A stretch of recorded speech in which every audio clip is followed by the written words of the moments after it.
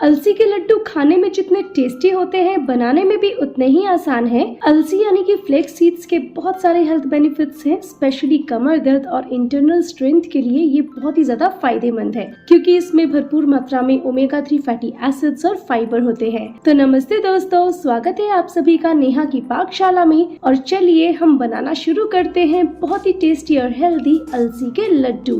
अभी पैन में हम डालेंगे आधा किलो अलसी। अलसी को मैंने अच्छे से साफ कर लिया है। तो अभी हमें गैस को ऑन करके मीडियम लो रखना है और मीडियम लो फ्लेम पर लगातार चलाते हुए अलसी को भून लेना है, यानी कि ड्राई रोस्ट कर लेना है। अलसी में खुद का नेचुरल ऑयल होता है, इसलिए अलग से घी या ऑयल यूज करने की जरूरत नहीं है अलसी को भूनने के लिए।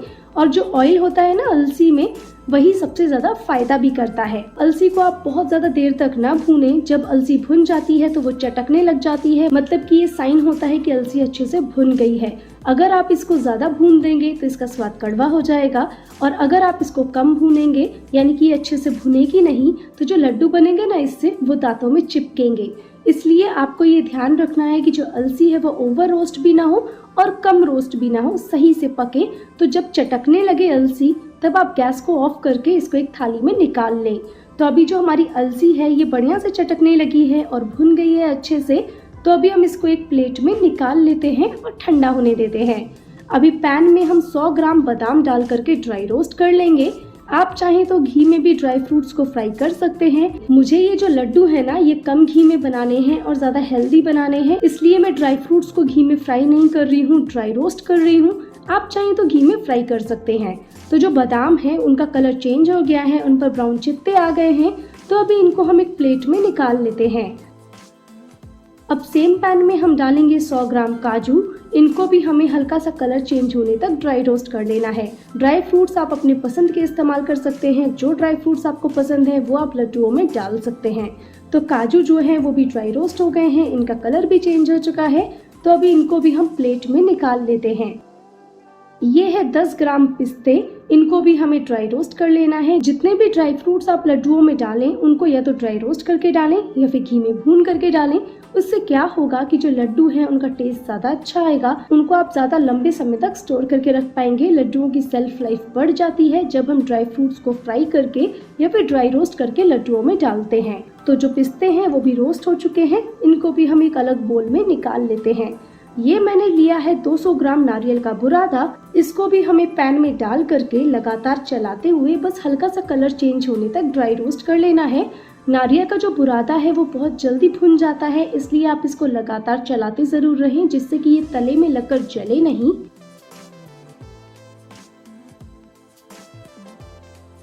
तो जो नारियल का बुरादा है वो अच्छे से भुन गया है, अच्छे से ड्राई रोस्ट हो गया है और इसका जो कलर है वो भी हल्का सा चेंज हो चुका है। तो अभी इसको हम एक अलग बोल में निकाल लेते हैं।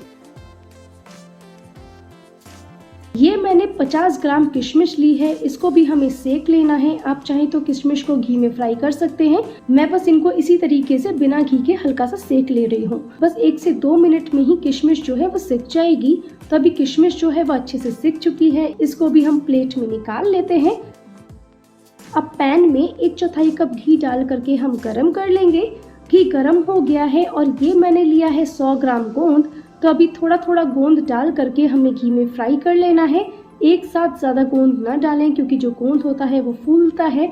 अगर आप एक साथ ज्यादा गोंद डाल देंगे तो वो अच्छे से सिकेगा नहीं और अंदर से कच्चा रह जाएगा। गोंद जो है वो बहुत ही फायदा करता है और इससे लड्डू और भी ज्यादा स्वादिष्ट और हेल्दी बनते हैं, इसलिए मैं गोंद डाल रही हूँ लड्डुओं में। अगर आप न डालना चाहें तो स्किप कर सकते हैं। तो गोंद भूनने के बाद ये जो थोड़ा सा घी बचा हुआ है ना पैन में, इसी में हम 1 कप मखाने डाल करके बढ़िया से क्रिस्पी होने तक भून लेते हैं। मखानों को आप बहुत ज़्यादा घी में ना भूनें, वरना उनका जो स्वाद है वो खराब हो जाता है। तो मखाने जो हैं वो भुन गए हैं, बढ़िया से क्रिस्पी हो गए हैं और देखिए इजीली टूट रहे हैं। तो अभी हमें गैस को ऑफ कर देना है और मखानों को जिस थाली में हमने गोंद फ्राई करके रखा है उसी में निकाल लेना है। मखाने और जो गोंद हैं इनको हमें ग्राइंड नहीं करना है मिक्सर जार में। इनको हम पोटैटो मैशर से इस तरीके से हल्का हल्का सा क्रश कर लेंगे। तो लड्डू खाते टाइम जब ड्राई फ्रूट्स हमारे मुंह में आएंगे ना, तो लड्डू खाने में और भी ज्यादा बढ़िया और भी ज्यादा स्वादिष्ट लगेंगे। मखाने और जो गोंद हैं वो क्रश हो गए हैं, तो इनको अभी हम अलग रख देते हैं। अलसी अब ठंडी हो गई है तो मिक्सर जार में हम थोड़ी थोड़ी करके 2 बार में अलसी पीस लेंगे। अलसी का एकदम पाउडर नहीं बनाना है, दरदरा पीसना है। अब पल्स मोड पर यानी कि मिक्सर को बीच बीच में रोकते हुए अलसी को ग्राइंड कर लेना है, जिससे कि इससे ऑयल रिलीज नहीं होगा और ये बढ़िया दरदरी भी रहेगी। तो ये देखिए हमने अलसी का इस तरह से दरदरा पाउडर बना लिया है। इसको हम एक बड़े से बोल में निकाल लेते हैं। अब बाकी की जो बची हुई अलसी है उसको भी हम मिक्सर जार में डाल करके दरदरा पीस लेंगे। ये अलसी भी पिस गई है, इसको भी हम बोल में निकाल लेते हैं। अब सेम मिक्सर में हम किशमिश को छोड़ करके ये जो काजू बादाम हमने ड्राई रोस्ट किए थे इनको डालेंगे। इनको हमें दरदरा ग्राइंड कर लेना है, यानी कि क्रश करना है, पाउडर नहीं बनाना है। हल्के हल्के चंक्स रहने चाहिए ड्राई फ्रूट्स के। तो ये जो काजू और बादाम है इनको हमने दरदरा ग्राइंड कर लिया है। तो अभी ये जो हमने अलसी पीस करके रखी हुई है ना, इसी में हम ये काजू बादाम डाल देंगे। साथ ही में इसमें डाल देंगे ये किशमिश। ये जो मखाने और गोंद हमने क्रश किए थे ये भी पूरे हम इसमें डाल देते हैं। नारियल का जो बुरादा है उसको भी डाल देंगे। और ये जो पिस्ते हमने लिए थे ना, इनको छोटे छोटे पीसेस में कट करके हमें डालना है इसमें। तो पिस्तों को अभी हम इस तरीके से छोटे छोटे पीसेस में कट कर लेते हैं।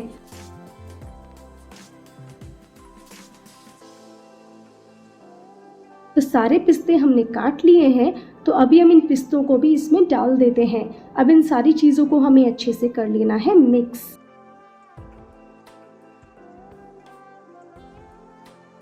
सारी चीजें मिक्स हो चुकी हैं और लड्डुओं का जो मिक्सचर है वो रेडी हो गया है।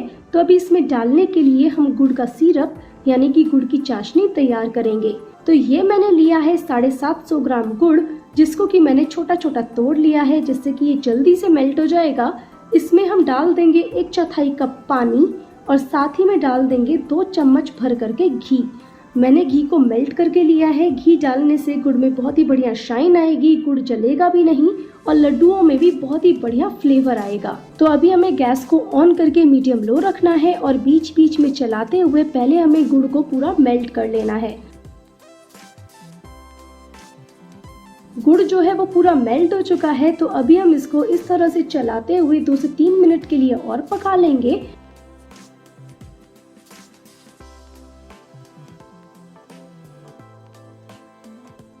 अभी आप देख सकते हैं कि बहुत ही बढ़िया से झाग आने लगा है इसमें।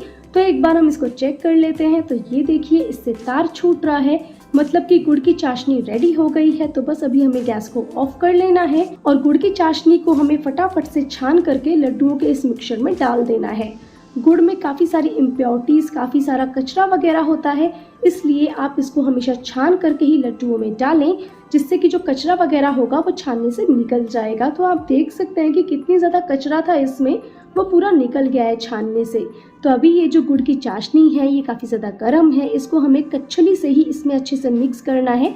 हाथ से मिक्स करेंगे तो हाथ जलने लगेगा।